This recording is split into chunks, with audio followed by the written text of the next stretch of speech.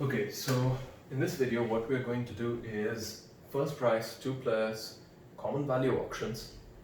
First price means that the player with the highest bid actually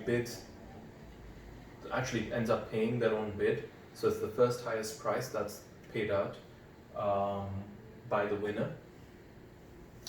We're going to make an assumptions that are very similar to the assumptions we had in the last game with the second price auction. We assume that Ti, which is player i's signal, is uniformly generated between 0 and 1.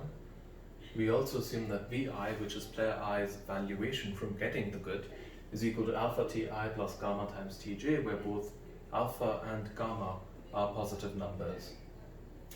What we want to show is that Bi is equal to 1/2 of alpha plus gamma times Ti. That bid function is a Nash equilibrium. So both players playing it is perfectly stable. And this is actually exercise 299.2 from the textbook.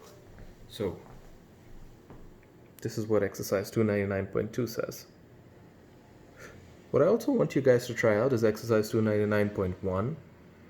So the solutions are already online. It'd be great if you can try that out. Okay, but let's get back to 299.2. How do we show that this is a Nash equilibrium? Same way we did it last time.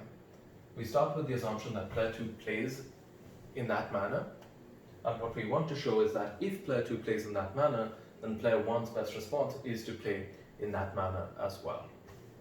And then by symmetry, we can argue that if player 1 plays like this, then player 2 will respond by playing like this also.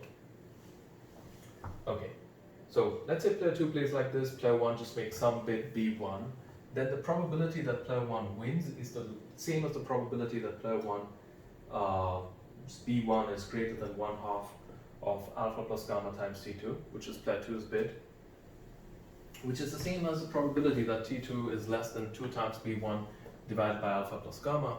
And again, because T2 will be generated from a uniform distribution between 0 and 1, this probability is exactly equal to 2 times B1 divided by alpha plus gamma.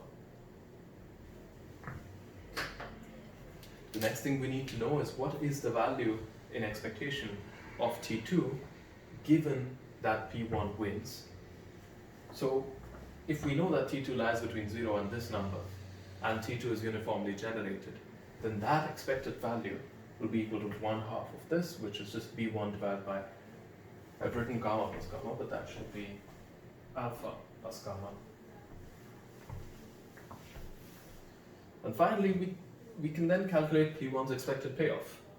It will just be the likelihood that player 1 wins by bidding B1, which is just this probability, times alpha times T1 plus gamma times the expected value of T2, which is player 1's valuation, minus the amount that player 1 pays, which is this bid.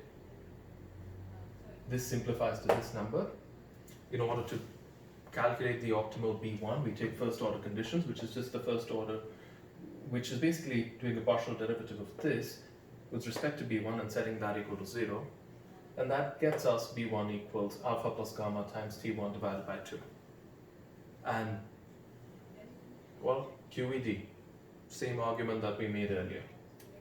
And again, if you have any questions, talk to me during the Zoom meetings. Okay, see you.